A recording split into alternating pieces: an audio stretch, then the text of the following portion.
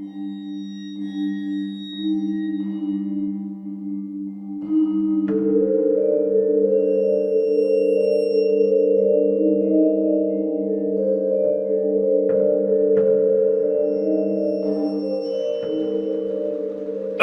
hello, and welcome to Al Dente Rigor Mortis. I'm Review Cultist. I'm Mikey, the E stands for evil. And I'm the gamer in yellow. And we're here to discuss those internet stories, most creepy and most pasta, and be critically silly doing it. Tonight we have Cracks and Bones. So, Cracks and Bones is by WontThinkStraight. Yet again, we're in the WontThinkStraight saga of stories. You can check it out at Reddit NoSleep. We'll leave a link to the list of various WontThinkStraight stories, as well as the link directly to this story in our description. But for now, before we get too far ahead, let's give our initial recommendations. I will recommend this one. I am not going to recommend this one. Okay. I'll recommend this one. Although I'm curious what Mikey disliked about it and whether it'll ruin it for me. So please do. Or don't. Yeah, or don't. Whatever works. All right. Well, let's find out why we give those recommendations, starting with the rundown. So, WontThinkStraight, once again, waxes a bit more philosophically about the nature of reality since starting this collection of stories, which brings us to the one we're about to read. After reading WTS's previous two stories, the one with Patient Sigma and then the one about poor Lucy and her memories, friend of WTS, Steve, decided to share a story with him so that he could share it with us. Steve was a psychology major in school and fell in love with a very smart girl named Christine in his course. Though it did take some time for her to be convinced to date him. It took some courting before she was convinced to date him. I actually don't know why. Well, yeah. And it turns out her distance from others was due to a condition she had and had kept secret for most of her life and from most people. She had a rare form of synesthesia, the ability to smell sound or taste numbers or hear colors, stuff like that. It was the latter, in fact, that came to prevalence for this story, the hearing colors, as it had both a good and dark side to it. Colors like white were seductive and passionate to Christine, but one color, dark gray, scared the living shit out of Christine, as it whispered horrid things it wanted to do to her.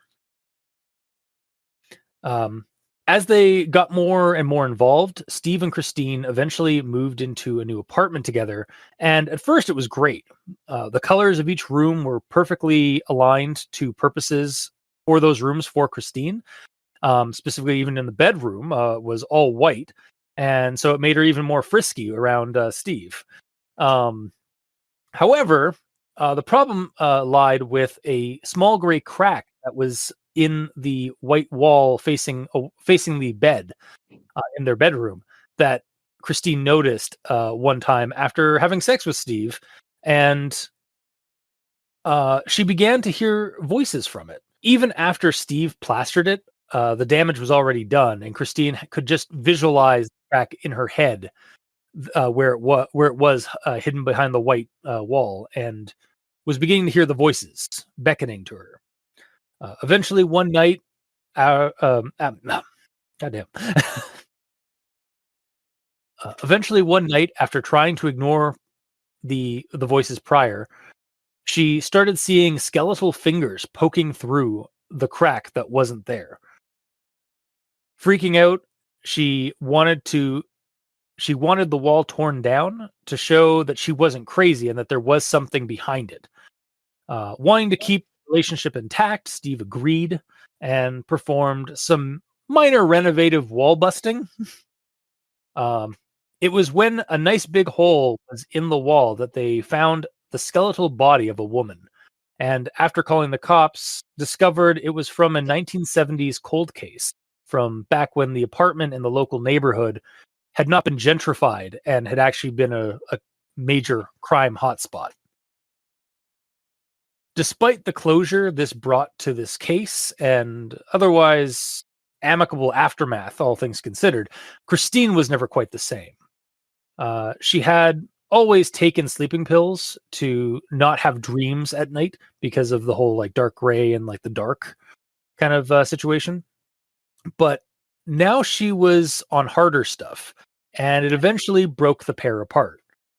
Years later, as Steve was looking for more information for this story he was telling WTS, he contacted Christine's parents for her whereabouts, and it seemed that she had died in the interim time they had been apart. She had gotten heavily addicted to drugs and ended up inside the wall of a crummy motel she had been living out of. They found her when they went to tear down the place, trapped between gray concrete. Finn. So, that was Cracks and Bones. And I suppose we'll move on to Everyone Tolerates the Grammar Inquisitions at this point. And I've got two. Start with this one here. But there are some of us who can and do perceive reality very differently to rest of us. So I feel like it should be either to the rest of us, or even I'd even accept like perceive reality very different than the rest of us. Yeah. But yeah, right at the moment it's just a little caveman-y. A little bit. So just a little caveman. Wee little caveman. But I'll move on to the second and last grammar inquisition I have. It seemed as if she experienced a whole new other world that no one else sensed. So I feel like it should be that no one else sensed. Like having a D at the end of the sense there at the end. Or that no one else could sense. Yeah, I would also accept that. No one else could sense. Yeah. Just something has to be there because like at the moment it's a little janky with the tense issue. So but yeah, that's the end of my tense talk and the end of my grammar inquisition. So Mikey, the E stands for evil. All right. Well, I have a conjunction junction. All right. And next stop, conjunction junction. Doot, doot. But there are some of us who can and do perceive reality very differently to rest of us. It was months into their relationship that Steve was able to piece together why Christine was like no other person he had known. It was not until third grade when she asked her teacher why the school bell always smelled like oranges did she discover she was different. So she would avoid talking about her abilities and keep it secret throughout high school. It seemed as if she experienced a whole new other world that no one else sensed. It was perfect for them, close to the university and their work, very spacious and surprisingly affordable. It was after one of these particularly passionate sessions, while Steve lay asleep on the bed, that Christine noticed a faint crack in the opposite wall. It became like an itch she couldn't scratch. It became more noticeable because she knew it was there. It called and beckoned to her, whispering to her to get closer. It didn't help. But in her mind, she could still see that crack, now with the width of a thick pencil. It was mentally too difficult for either of them to cope. Finn. Yeah, I got Changes nothing. a little bit. Yeah, but I was trying to find something funny in that. It's like it does change the circumstances. Like when she was in third grade, I was like, wait, whoa, hang on. But And it gets to the point where it's like she's experiences some other world that's like that no one else can experience, and it's like real close by to like where the university is, and it's really spacious. So it's like she found a pocket dimension somewhere that they're living. Yeah. She's in Arkham, and the university is just like Miskatonic. It's like she just found the oh god, she's living in the witch house. Yes. Where from the story Lovecraft story, Dreams in the Witch House. Yeah. Oh man. And then like towards the end is basically saying like she's freaking out about it, and then it immediately jumps over to saying like it was too much for both of them and they had to split up. So it's like Steve was also freaking out about the crack in the wall. Yeah. Based on the lack to a degree he was. I mean, no, not at nearly as much as she was. No, but yeah. I mean, it was affecting it was definitely affecting their relationship both in the story and in this dumb little synopsis thing we've come up with the It story. Indeed. And for those unaware, Mikey grabs all the sentences throughout a story that start with words that they probably shouldn't, like its, ands, or buts. Because there's always better words to use. You string them together into a story with sometimes hilarious and weird results. Yes. So, Gamer, do we have a grammar in yellow? No. Okay. I have not been doing grammar lately. It seems. I mean, that's fine. I don't notice it. Yeah, no, like that's fine. Like, well, all right, then I guess we'll move on to actual thoughts. So, now I did bring up like in that when we were talking about that just a second ago about like Lovecraft stories and in the witch house, and that's actually going to be kind of prevalent to my actual thoughts, and starting actually with the first quote I have, which is at the very beginning of the story when WTS is speaking all philosophical like. So this is the quote here. Like Plato's allegory of the cave, perhaps what we think of as real is nothing more than a flickering shadows across a dim wall. Our minds try their best to piece together these echoes of reality with our limited senses. But the great world of truth lies beyond our reach and comprehension. So I read this part and I was like, wow. Looking through like so and like I looked at the link to the wiki page for the allegory of the cave, which is in the story here. And yeah, no, this is like this really does give me like some strangely cosmic or Lovecraftian horror vibes. Like even the allegory of the cave is kind of like that. Though I suppose I suppose it's less that like Plato gives off some Lovecraftian vibes with this allegory of the cave, and it's more like Lovecraft gives Platonian vibes. Yes, for sure. Because it's very much like so in the allegory of the cave, my shitty synopsis of it for this is two people are chained inside of a cave, and the cave is all they've known. Like they're stuck seeing the same cave wall over and over again, and they occasionally see flickers of shadows over that wall, presumably of people or things like passing through the like passing by the light that's coming through, filtering through from the cave entrance. But they can never actually see those things, the true forms of those things. All they know is the shadows that are projected on the wall. Oh, that's how you saw it?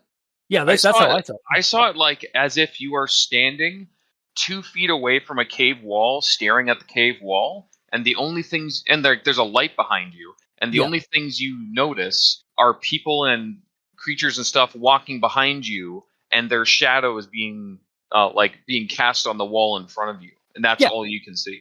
Yeah, but like from like on the philosophical end of that, like how you interpret reality, like that's all that those two people can like. That's how they know the world is like what people look like through these shadows, which are obviously going to be like exaggerated and strange. So like they'll interpret it as being something strange. Yes, but, we got the same meaning. I just had the different visual for how it was described. That's all. Yeah. I viewed it as more like the Matrix. Okay.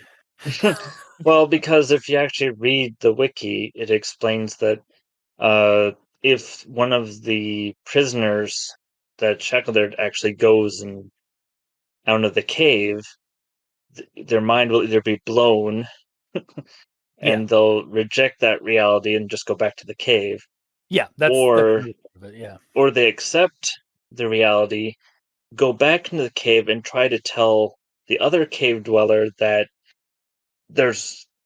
I've found more truth, but the other cave dweller will just reject it because that's all he knows. Yeah, it's very much it's sort of in line with the infamous Lovecraft's quote, which is the universe is a vast and incomprehensible thing, and in the face of that incomprehensibility and unknown, humanity would rather have like ignorant bliss or blissful ignorance, like or we are ignorant to the vast incomprehensible unknowableness of the universe. It's something along those lines, and it kind of falls true to the Plato allegory. Like, yeah. And it's very much like, yeah, now I understand the Matrix reference, because like, yeah, it's like like just because like you'll either roll your sand check when you see this open new world that you've only seen like a fragment of through shadows. You'll either pass that test and be like, oh my god, this is amazing, I accept this, I go tell the other people, or you'll fail that and it's like, I want to go home. I want to go look back and stare at the shadows. I want to go back and stare at the shadows. Yeah. So yeah, I like this sort of primed me for like what I was getting into for like the themes of this story. With the allegory and such. And it also kind of brings to mind the kind of the motif of the greater like collection of stories we've been reading from WTS, like, because his eyes are been through these stories and through these like these reinterpretations of experiences he's had or other people have had that he's reading about. It's sort of opening his eyes to a greater truth of the universe, of the world. With like the whole like the fact that the supernatural may actually be a thing, or reality's stranger than we think it is, kind of stuff. But I digress. I'll move on to my next thing here. Blue was angry and impatient, constantly rushing her. Green was stern and strict, whilst yellow was proud and arrogant. Just gonna look over to Gamer's direction, wherever you are, and any thoughts about that? Yellow being proud and arrogant? Oh, of course. Because, like, okay, so as soon as I read all this color stuff, I'm like, okay, so green is the cultist. He's stern and strict as our boss and host here. Like, Oh my that's god. yellow is me, proud and arrogant. Proud, like, I'm getting by. I'm proud that I'm getting by with my limited knowledge on all this, and I do sometimes exaggerate my own abilities to make it seem like I do know what I'm talking about. Yeah. And then it gets on talking about other stuff, and it's like, and black is Mikey, pure silence. Oh my god, that's actually like kind of true. But he's also the one with the most impact at times because of how quiet he normally is, and then he like drops fucking bangers and Mike drops left, right, and center. Yeah, he's the silent Bob of our trio. Yes, for sure. And all those colors just happen to line up to all of our get-ups. So that's quite nice. Yeah.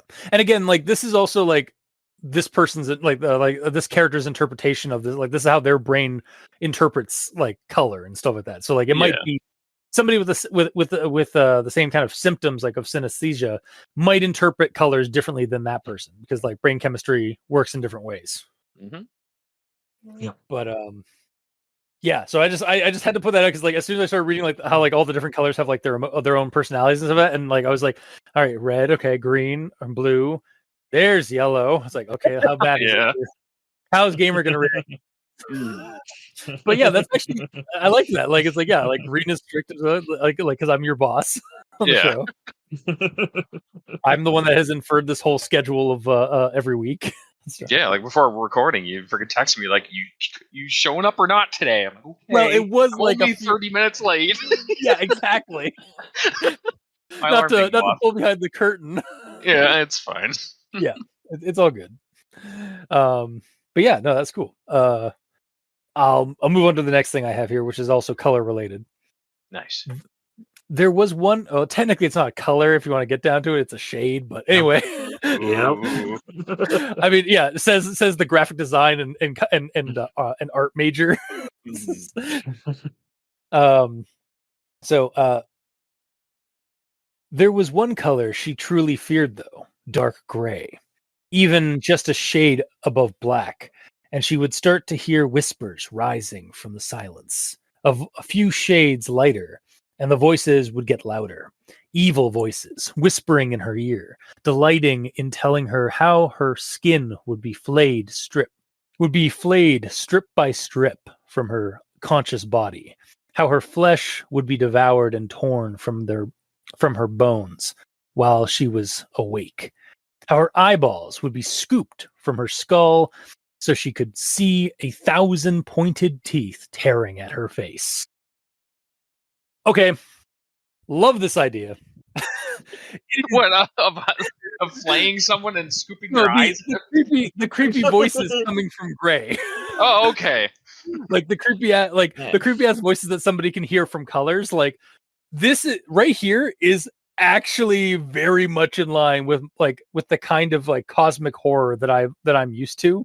Like just that kind of like perceiving something like outer or other, like from something mundane that no one else can perceive. Like, yeah, it's just like perceiving some other aspect of reality that no one else really can comprehend, and be having that burden of like, it's fucking terrible and like horrific. Like that's cosmic horror.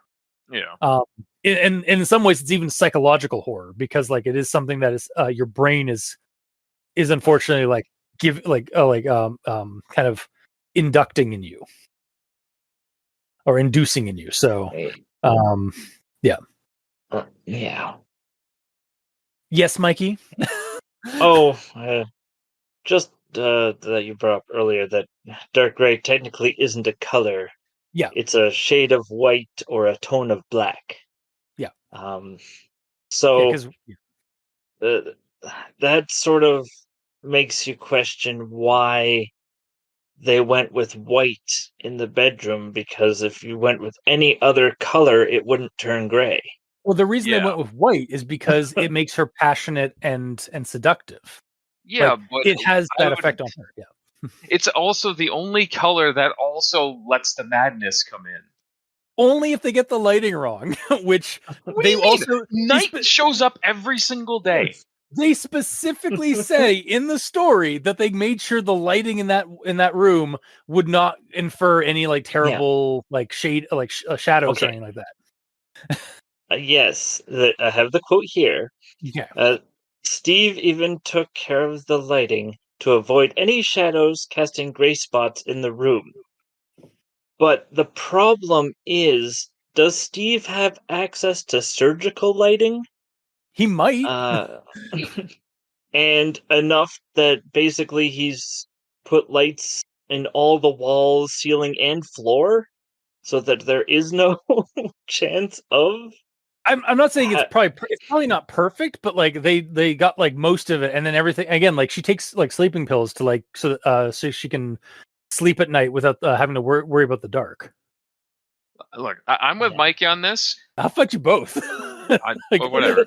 Yeah. Regardless, I feel like the easier way to do this is not have the walls, the floor, the bedding, like everything fucking white. Yeah. If they're wanting to like have it white in there because it sets the mood better, just go like white bed sheets. Done. Yeah, true. Right? Yeah, that's fair. Yeah. And then everything else doesn't have to be a hazard. Because if the walls were all like, for example, yellow, no reason, then any shadows would just be a darker shade of yellow and they're all safe. That's true. Like they're doing it the hardest way possible. But then we wouldn't have a story like that's horror related to it. Oh, I know. But, yeah. Pretty much every note that I've ever had about a story is like, if they didn't do it that way, we wouldn't have a story, you know? Yeah. Yeah, fair. But getting back to my notes on this. So yeah, like I don't know, I really like the aspect of like, again, the dark gray having these creepy whispers and stuff like that. Like, don't get me wrong, it's horrific for the character, but for a reader like me, it's such a cool and creepy concept to like of how she's having to experience it, like, because she experiences most other colors she has like a good vibes with, but then there's that one color that she's like deathly afraid of because of how like macabre and how like sadistic it seems to be toward her in her mind. But I'll move on to the next thing I have here. So this mind you, we did just bring up that like Steve did try and get the lighting to work better in that room for her, like to accommodate her. Mhm.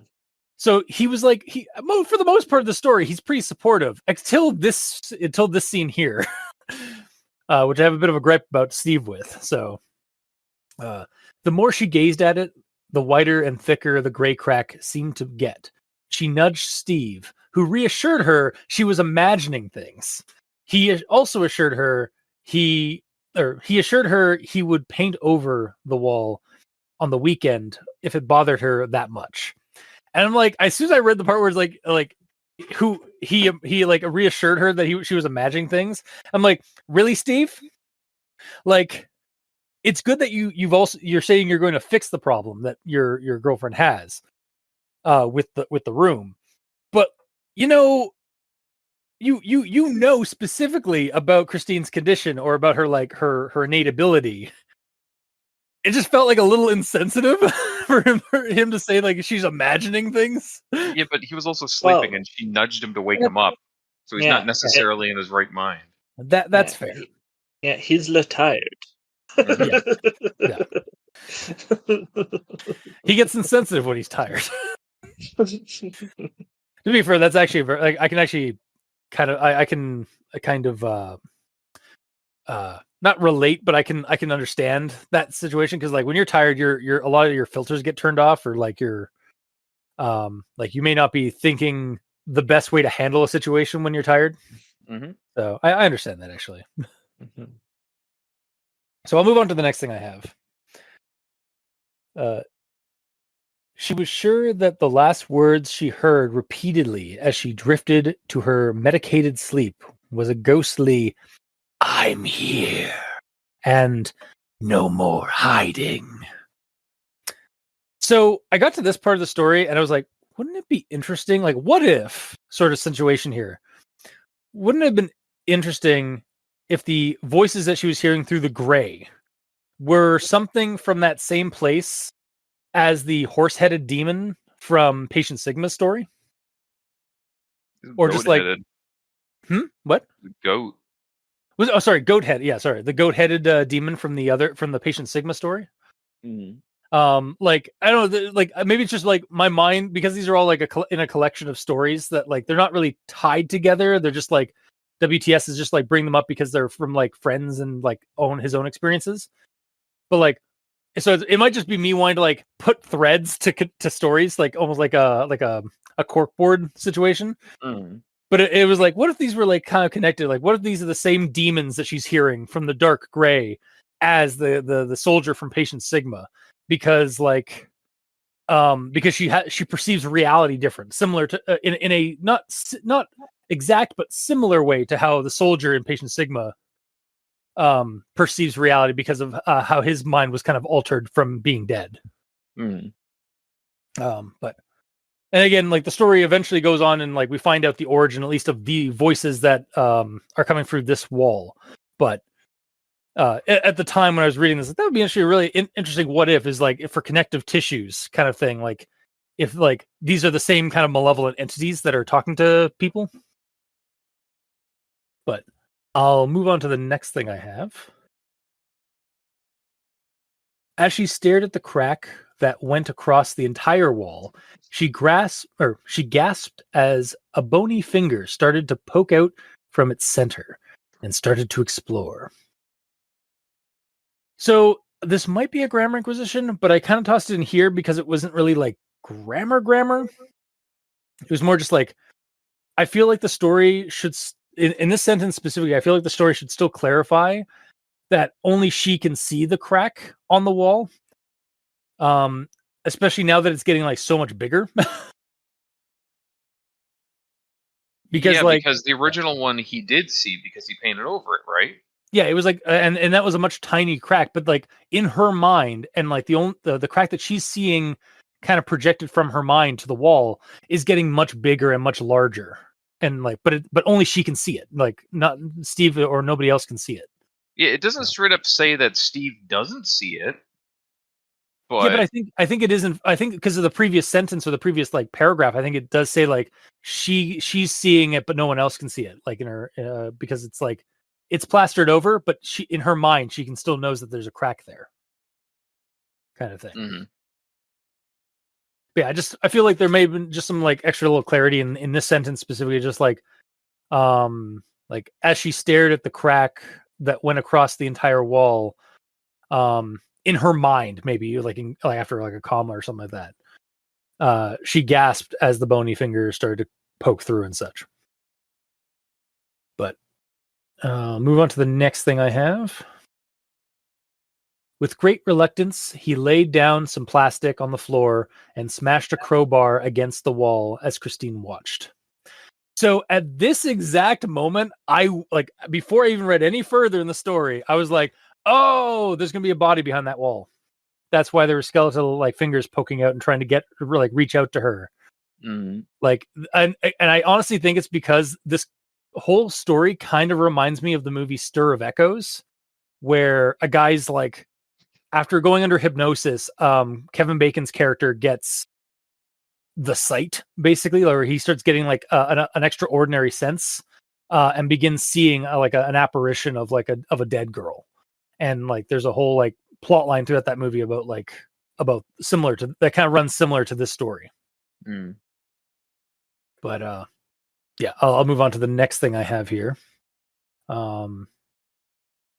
In the decades past, the building had shady tenants and a very different neighborhood, a known crime hotspot. It was a slum area that had been slowly gentrified over the past few years, its history plastered and painted over until it was respectable.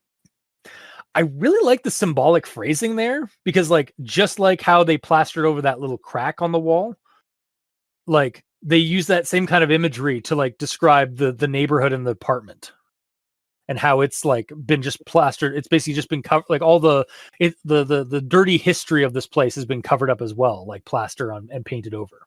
Yeah. So like I really dug that, like that imagery and that how it was phrased. And then the next thing we have here, this is something a little bit more extended on like my Stir of Echoes comment. The skeletal remains were eventually given a proper burial next to her long deceased mother, a long overdue reunion. So my comment here is really in regards to Christine's ability to, because earlier I had talked about like how like, oh, she's seeing like the demons from like that from Patient Sigma, like that, or like maybe that's like, well, that's a what if of like what she's seeing or hearing from Dark Gray. But what if the Dark Gray voices are not specifically from like a hell dimension or the demon or a demon world or whatever, or they're not always from like something like that malevolent? What if they're actually like she's simply hearing the whispers of the dead in Dark Gray, and like Christine's particular condition has opened her mind up to contacting the other side? Kind of, and I even mentioned like kind of like the film Stir of Echoes, which, yeah, no, this story does share a few similarities with, now that I'm like rethinking about it. And I was thinking before I read the ending of the story that like she could even maybe start using her gift for good, like as maybe she comes to understand like Dark Gray is not just a scary thing, like a pure scary thing. Like she can actually use the Dark Grays of places to help her find or contact victims of various cases and stuff like that. Basically, I'm thinking like, let's just go full Ghost Whisperer on this. Mhm. Like she's got the gift to like perhaps like contact the dead through the color through the shade of gray. It's just like most of the time throughout her life, when she hears from the gray, it's like she's talking to like serial killers and shit like that. That's why it's all like fucked up shit she hears. Yeah. And like we could also make it dark and like it's still like a horror story kind of situation, because like what if like she's never hearing like the voices of the dead who are like of innocence, sort of like how you said, like it's always either serial killers or it's even like just like victims who died in mysterious and horrible ways. So it's always like she's always hearing like horrible shit from dark gray because it's coming from that darker side of the other of the afterlife, or of the or whatever's next afterlife kind of thing. And honestly, like her whole like extra, like honestly, a bunch of these stories sort of have this running theme of people with extraordinary sensory perceptions on reality, which sort of in a way is also kind of a wraparound theme for this collection of stories, like discovering that reality may not be as it seems, and like even our narrator here, our WTS, like his mind is sort of becoming opened up to this other reality, or this other like version of reality that like other people don't really recognize, or we just ignore half the time. So I stopped myself from almost going down a rabbit hole of like, oh, we could just set up the WTS Avengers. just get Emily. Oh, she's dead. just get Lucy. Oh, she's died. She's in a mental hospital. No, we'll just get Christine. Oh, Christine. Pretty much everyone is dead. Yeah, unfortunately, all these people that had like these like crazy powers, or these interesting like sensory perceptions, they all ended pretty poorly. Yes. Well, I mean, there's Brad, or was it who was the one that like got time looped on that bridge? Yeah. Fuck, I don't remember. And basically, I mean, Clive is still alive, and he's got some.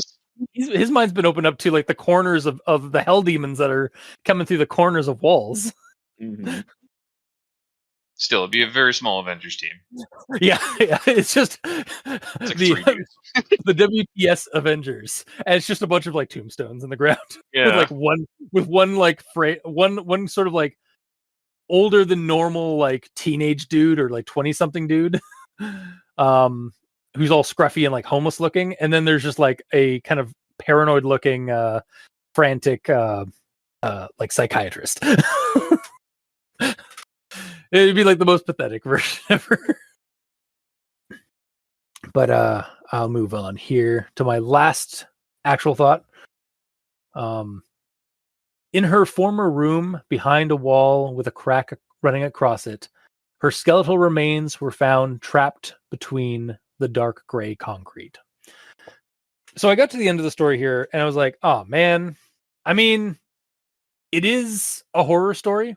It doesn't end with it usually doesn't end with a happy ending, but I felt sad for I felt sorry for Christine, like how that previous thing had just like affected her life so much that she ended up like going down this dark path and such, and just taking harder and harder drugs and becoming sort of destitute in a way, and sort of just reliving the same cycle that poor corpse did as well, like in the wall of their apartment.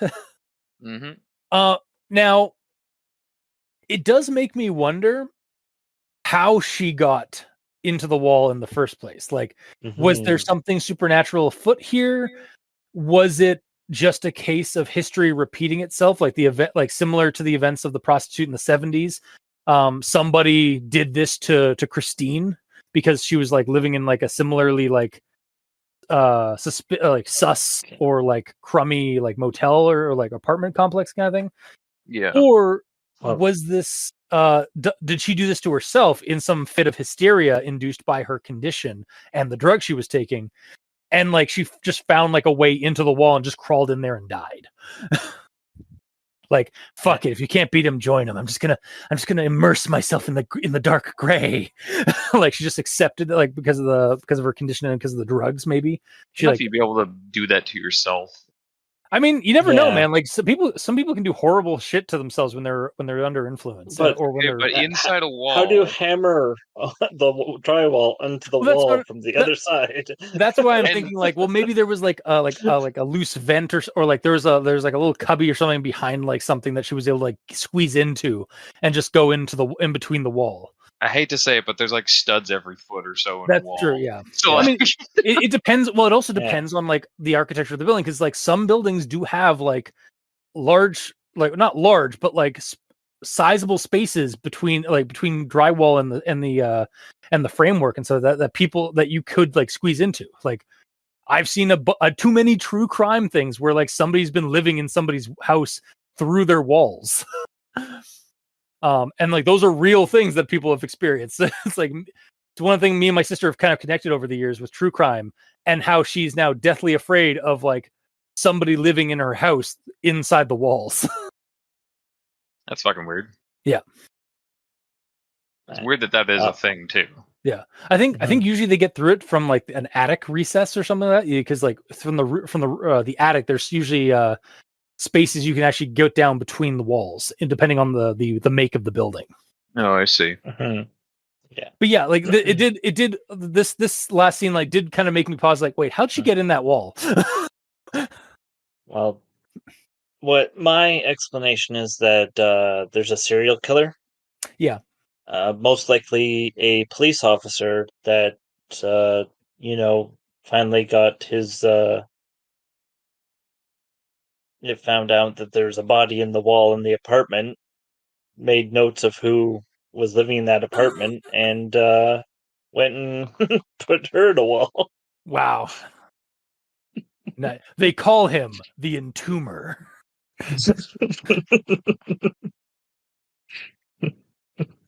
Or they call him Jackie Tombs.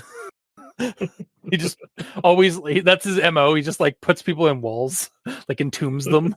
Wouldn't it be called like the insulator or something then? Yeah, the insulator. I was thinking, well, entombment, because entombment or entombing is like when you put somebody behind, like when you like lock somebody in some kind of confine. So, but yeah, I guess it could also be the insulationist.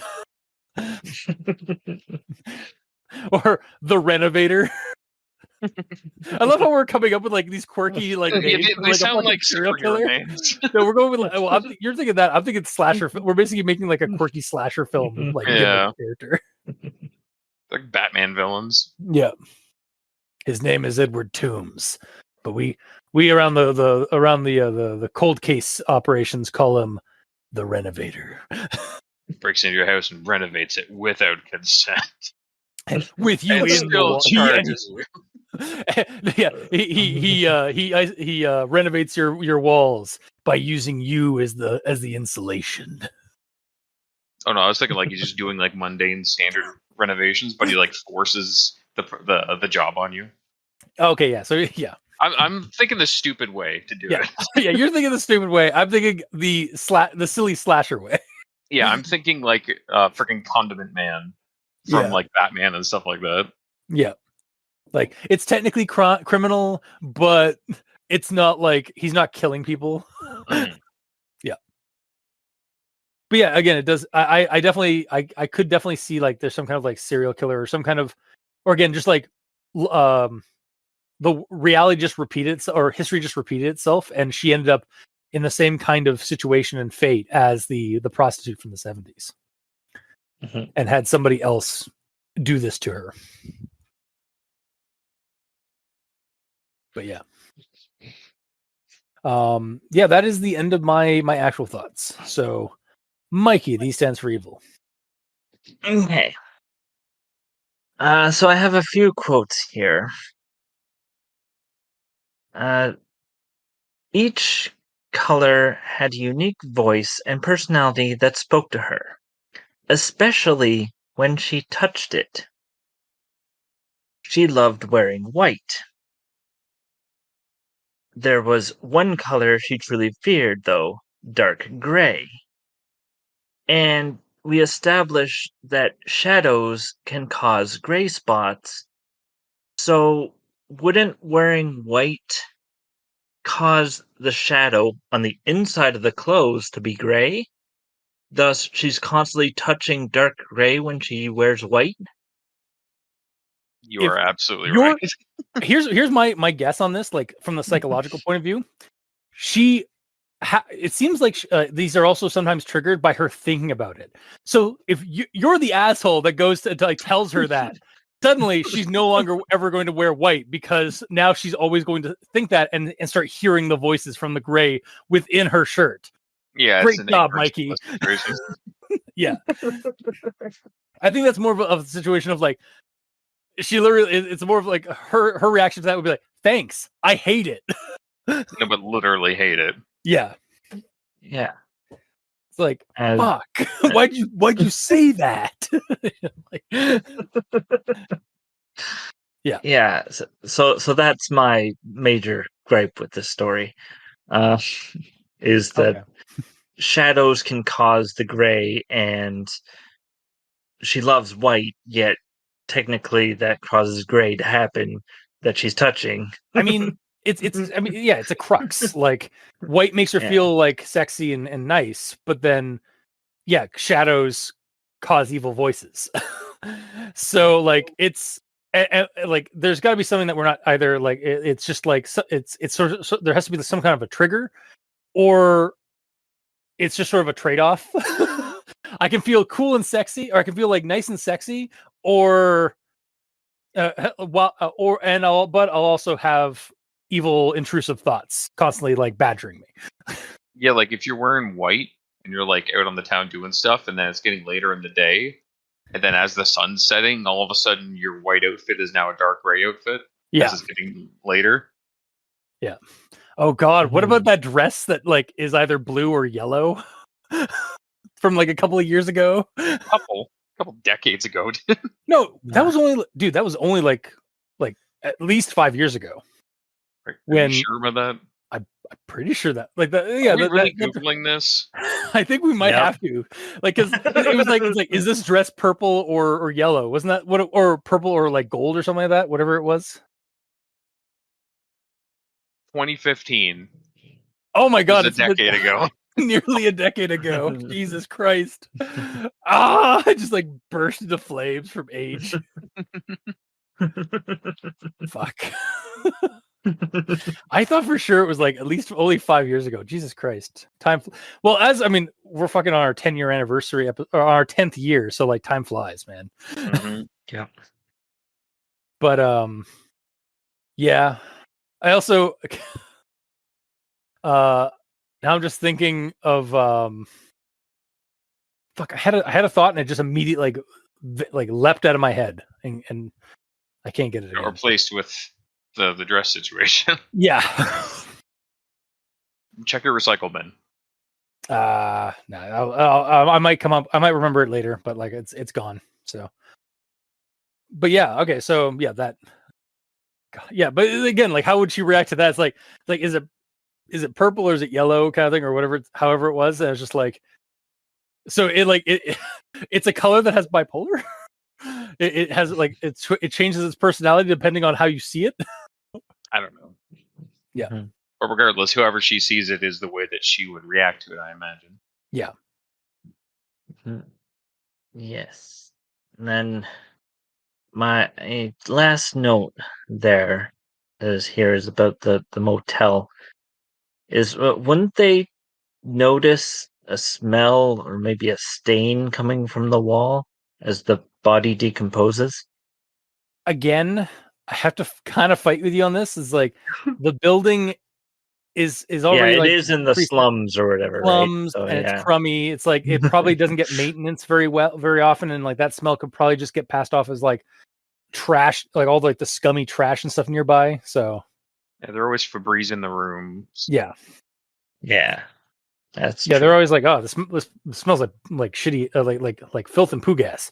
Put in some little like incense things or something. plugins. Yeah, Glade plugins. Yeah. Yeah. Anyway, that's all my actual thoughts here. All right. Gamer. So one of these, wait, where was that? Fuck, I think I lost it. There was a grammar thing I was gonna jump in on one of your early notes, cultists, Oh, but I forgot about it as we were talking, and then it's just gone. and it's gone. Yeah, so it might just be gone now. How could I possibly find it? It could be anywhere. Oh, it was the flayed. Because when you were reading the line of delighting in telling her how her skin would be would flay strip. Like that's how you started saying it. Yeah, would be because I kept flayed strip. yeah. So grammatically, to make that read better, that should be flayed, comma, strip by strip. Yeah, no, that's true. I found it. Yay. Yeah, yeah, because like, as it is, it's like flayed stripped by strip. Yes. Oh, okay, strip Her by skin strip. would be flayed stripped. Yeah.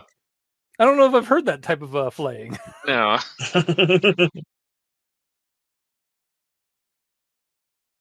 God, that would be the worst striptease. Just flaying somebody. Jesus Christ. That's how a You're gonna make cannibal. everything horror, don't you? Hello. Yeah, Don't- yeah, yeah. As I said that, I'm like, yes, he does. Yes, he does. He does. Yeah. But yeah, my first note is basically just on Plato's allegory of the cave. It wasn't something I was aware of, and I like that it's lightly explained in the writing and also has the link so you can read more. Yeah, same. Sometimes, Sorry. sometimes stories just like drop stuff and assume that you know it, and then I have to go Google it. Yeah. And similarly, the synesthesia is also linked, but it also kind of explains how it works as well.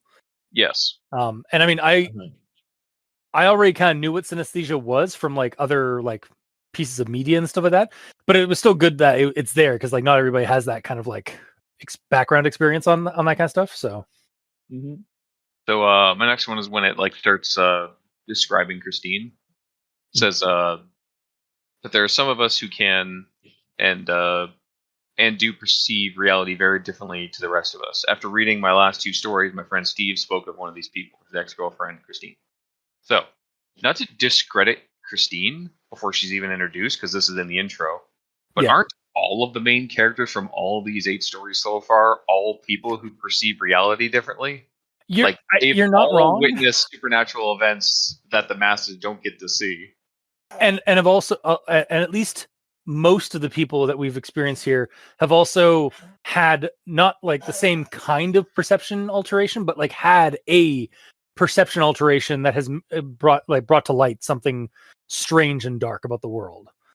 Yeah, most of these people just kind of saw stuff they're not supposed to see, but like Emily from the Note story definitely had a superpower, basically. Well, yeah, and that was brought on by a traumatic event, i.e., her uncle molesting her. Yes. And then like, what's his even the one with the doppelganger, like something just like tripped in her mind, and she realized that her husband was no longer her husband; it was something else. So like, again, another kind of like she suddenly maybe she saw something, or maybe something just triggered her mind.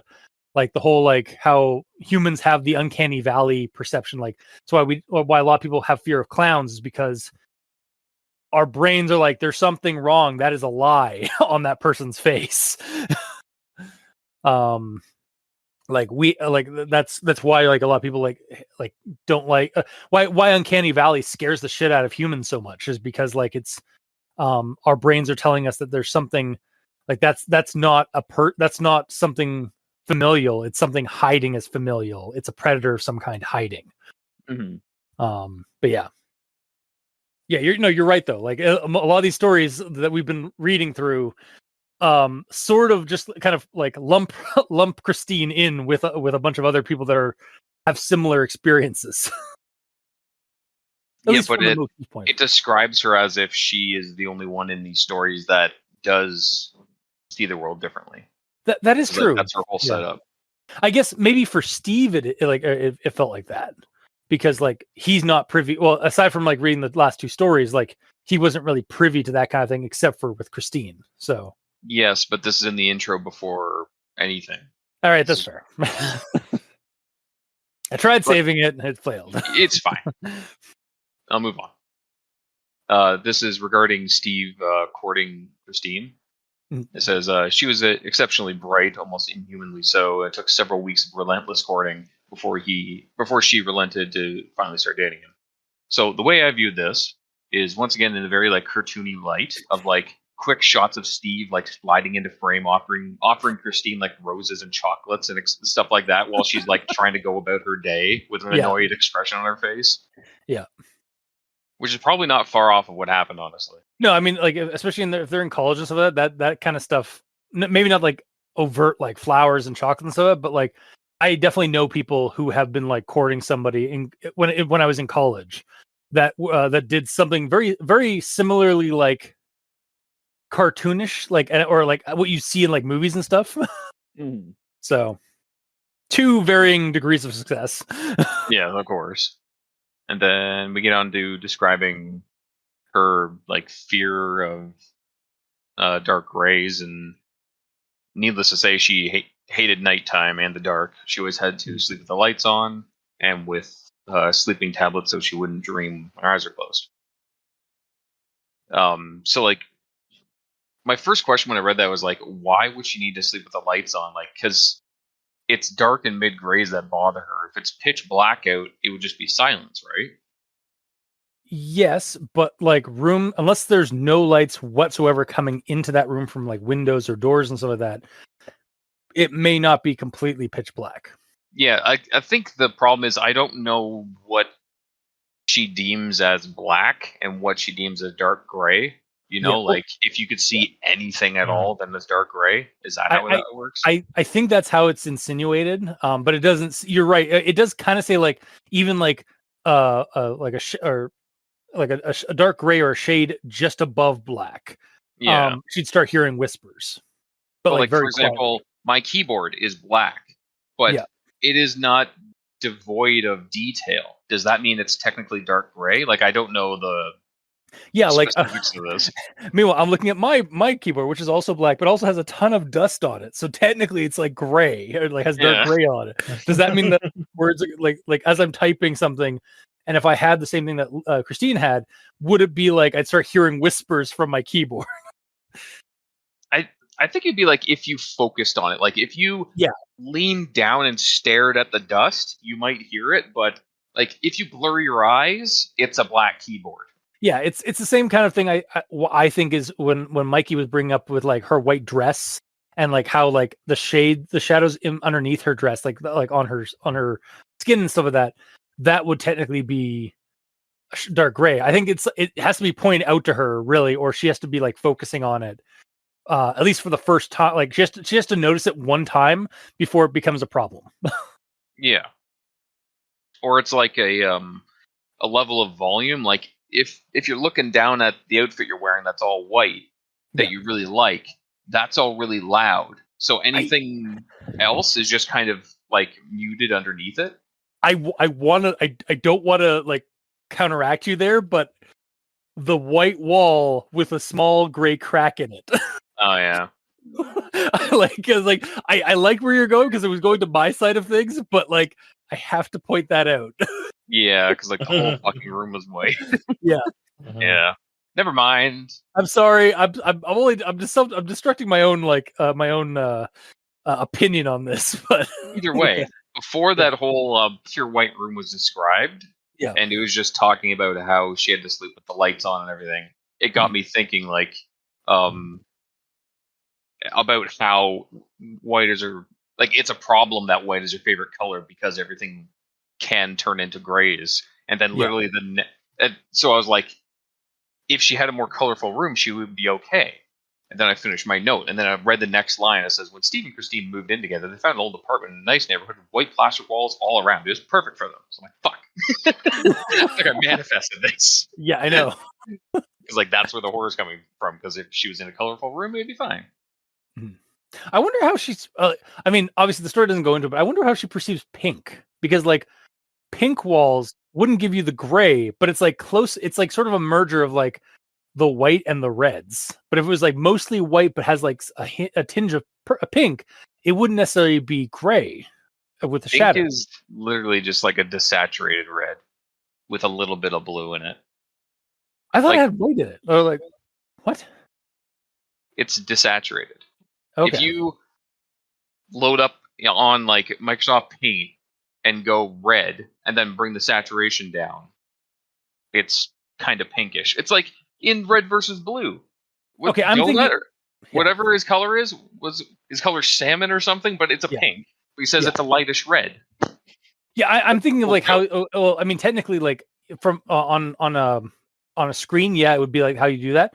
But I mean, like when you're making mixing paint, you mix white with red to make paint or make pink. So Well, yeah, because when you add white into the red, you are lightening it up and desaturating it. Yes, yeah. Because you are adding in a color that isn't red.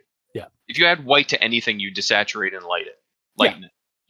If you Yes. add black to anything, you desaturate and darken it. Yeah, so I'm just like for the like basically as like if this is not a horror story, we're trying to help this horror story like not be a horror story. You're making this really complicated. If they really just painted that room like a very light pink, they might have their problem solved. I don't know about that.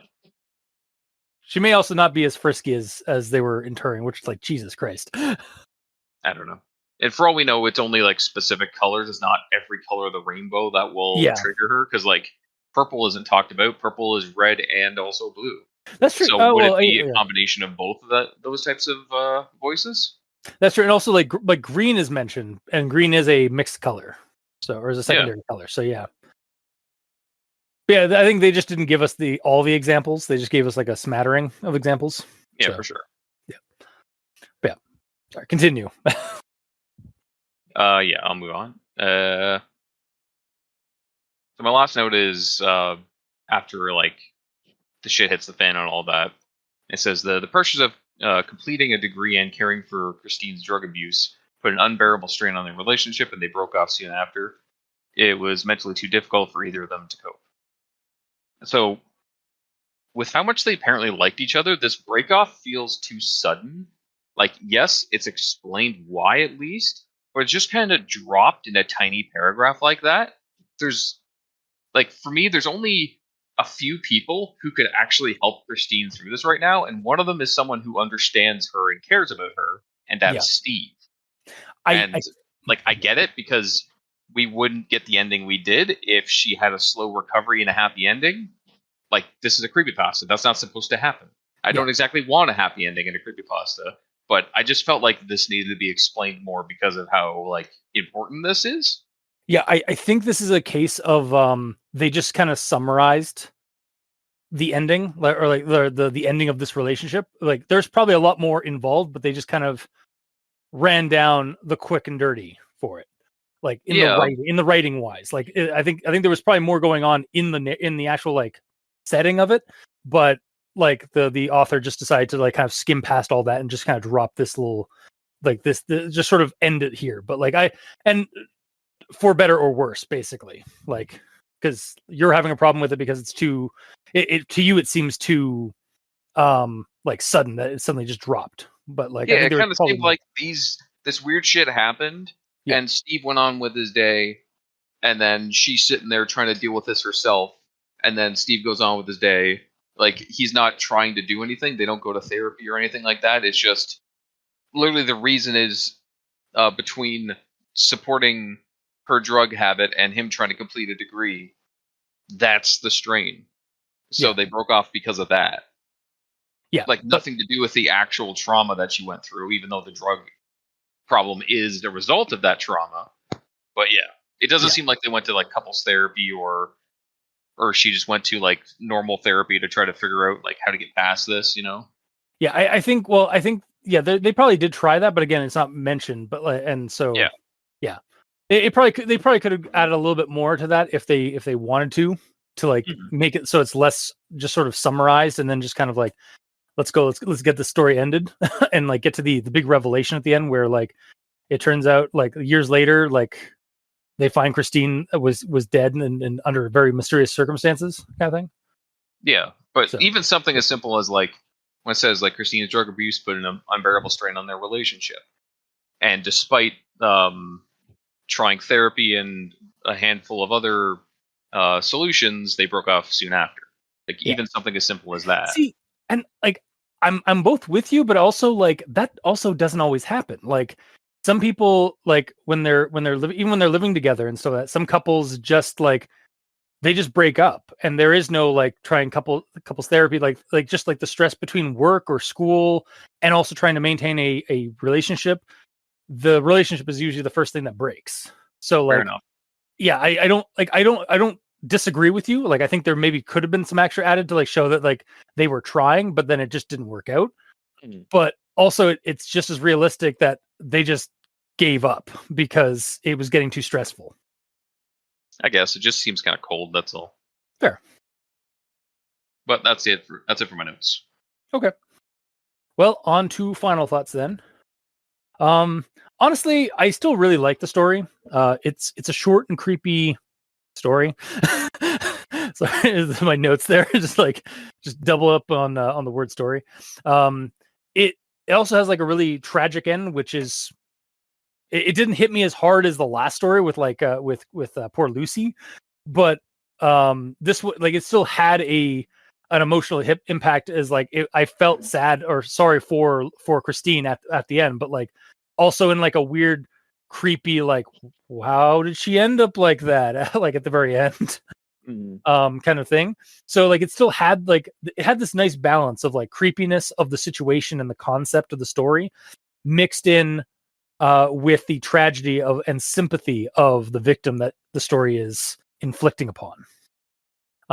So yeah, I'm still going to recommend it. I liked the story. I dug the concept it was going for, and I liked the sort of like back and forth we were getting, and even the revelation at the end kind of made me think, but not in a bad way.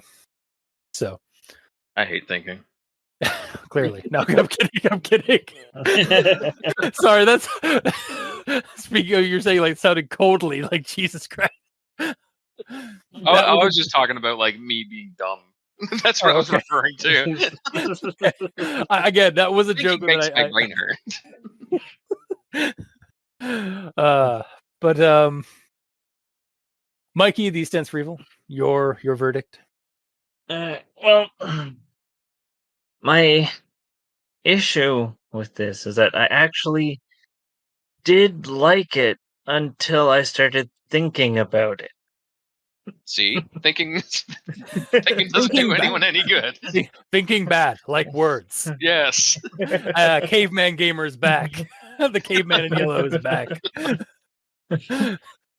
Because yeah, like the whole it's the dark gray that causes so many issues, and then shadows are considered dark gray, and it's like, well, the shadows are everywhere. Like even if you have a bright room and you're lying on the bed, you're creating a shadow between you and the bed. Yeah, but not one that you see. Yeah, it's about is it? Well, is it it is if you though? go like face first into the pillow or something, you'll see the shadow. Yeah, but like, okay, you're going way like to like. That's you're trying to yeah. make dark grays. Yeah, you're literally like picking at the plot. Like you got that mining pick again, and you're just picking at the plot holes. Yeah. I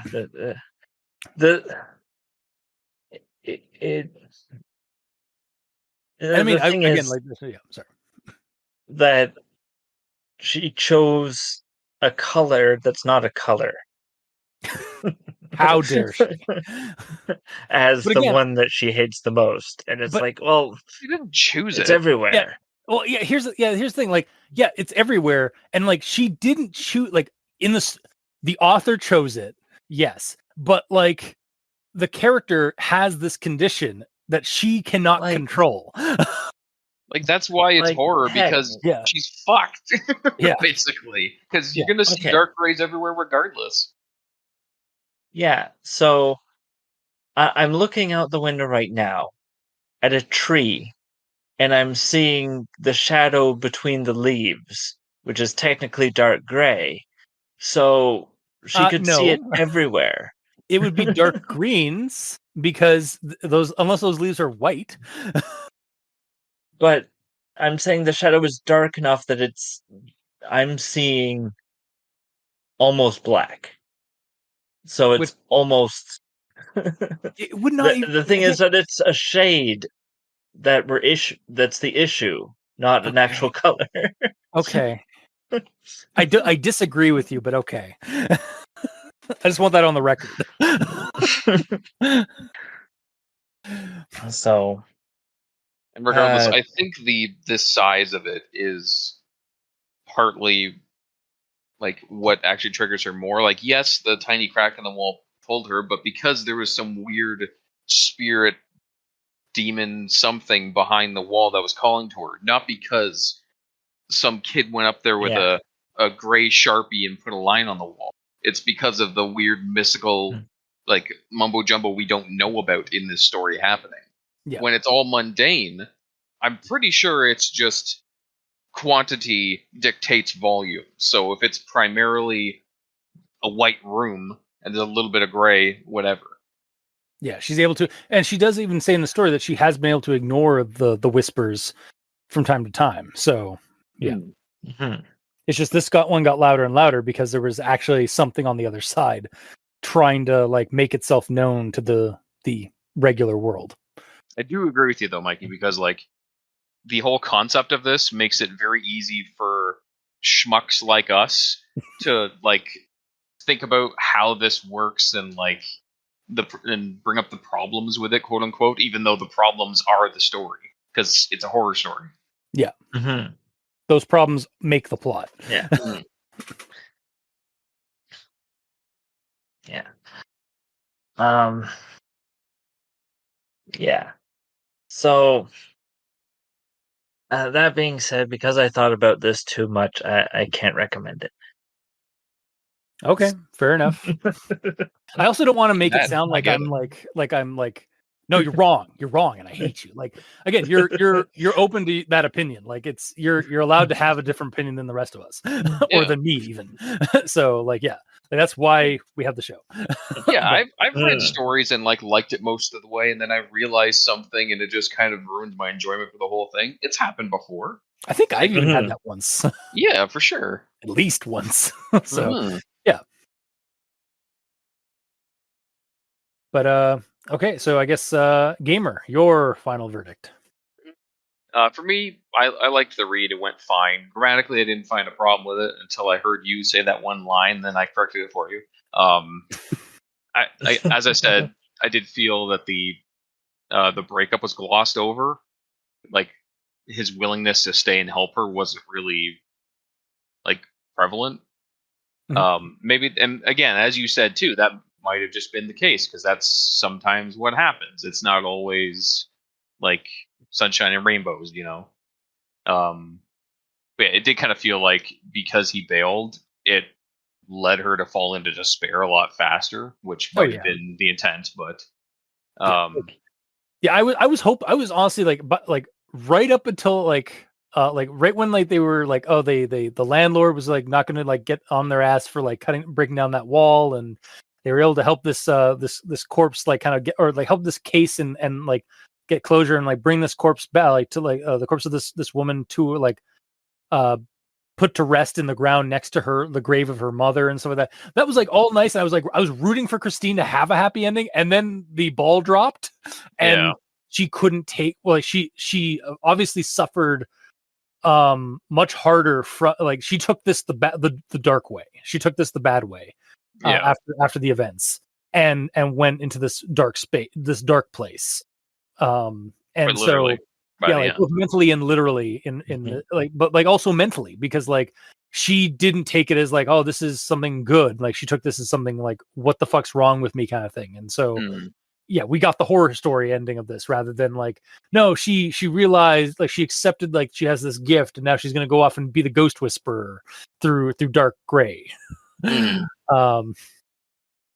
But yeah, no, I get where you're coming from on that. Like I wanted that happy ending for her, but this is a horror story. This is a creepypasta. We don't get those. We don't. Not all, most of the time. Unless it's a buddy horror. And even then sometimes. But yeah. The story itself wasn't as supernaturally creatured as some of the other stories in this series are, but that's not necessarily a bad thing. And like, although we don't really know if there was actually a supernatural creature in this or not because of her appearance in the wall at the end. Like, was she pulled in like magically, like phased through the wall, or because there were cracks in that wall? That and we know that the voices from the previous crack were trying to beckon her to like pull her in. So, like, did that happen finally? I thought the visual of the skeleton hands coming out were as if the skeleton was trying to get out of the wall. That was, I mean, it did describe the whispering before that as like beckoning to her to the crack.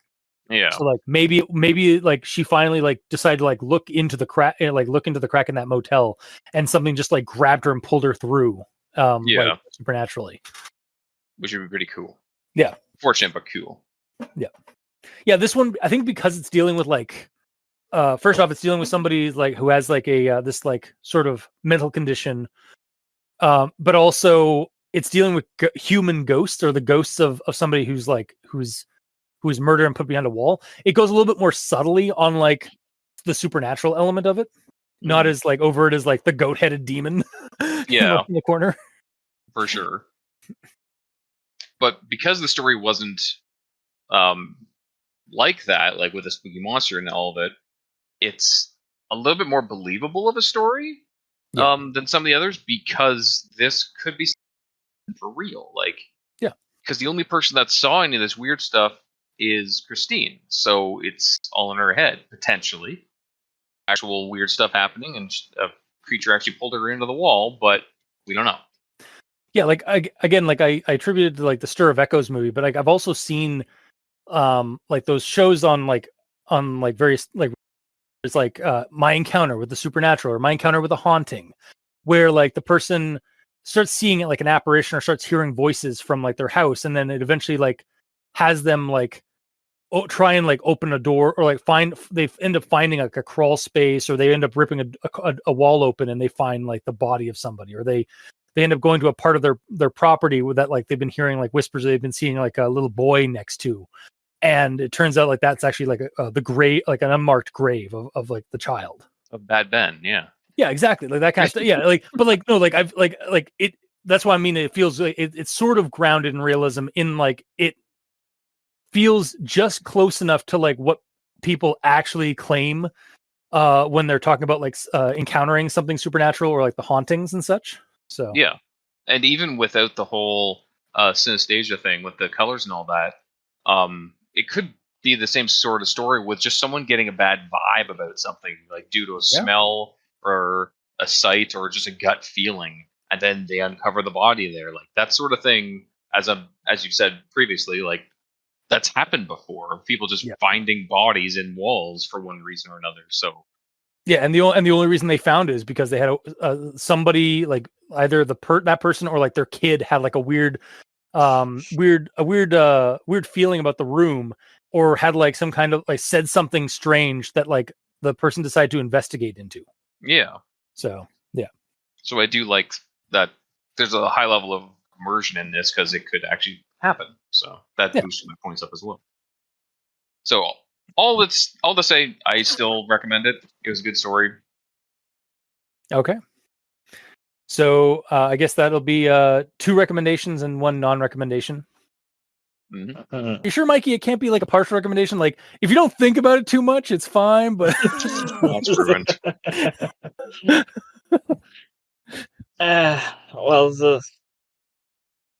the problem is, you think too much. I for one, you could stop thinking about it. Yeah, that's true. I for much one, like her. So, yeah.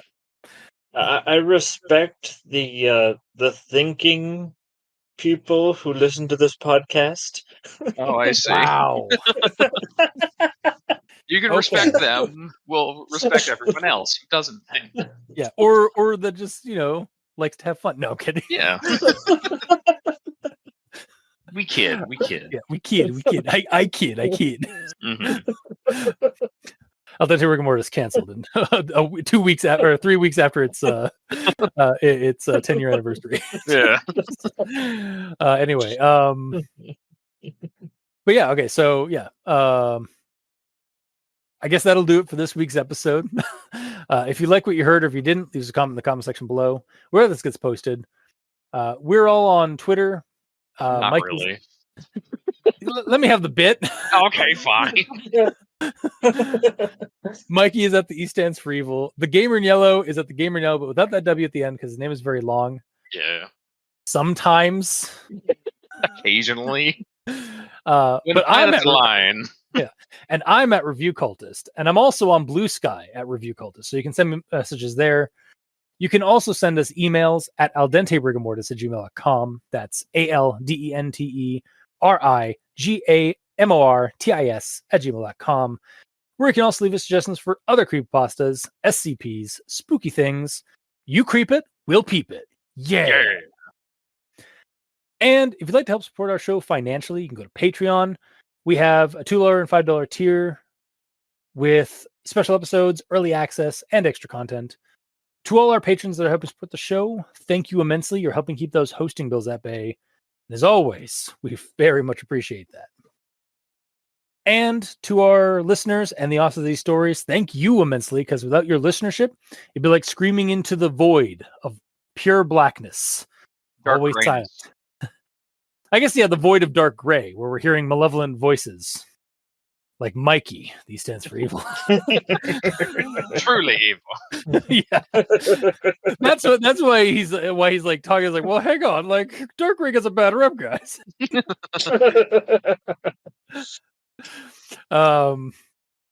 And to our to the authors of these stories, thank you immensely, because without your stories that you write and post online and share with the internet, we really wouldn't have much of a show, because we'd have nothing to talk about. So thank you. Until next time, I have been your host, Review Cultist. I'm Mikey. The E stands for evil. And I'm the gamer in yellow. And this has been Al Dente Rigamortis. Sleep well.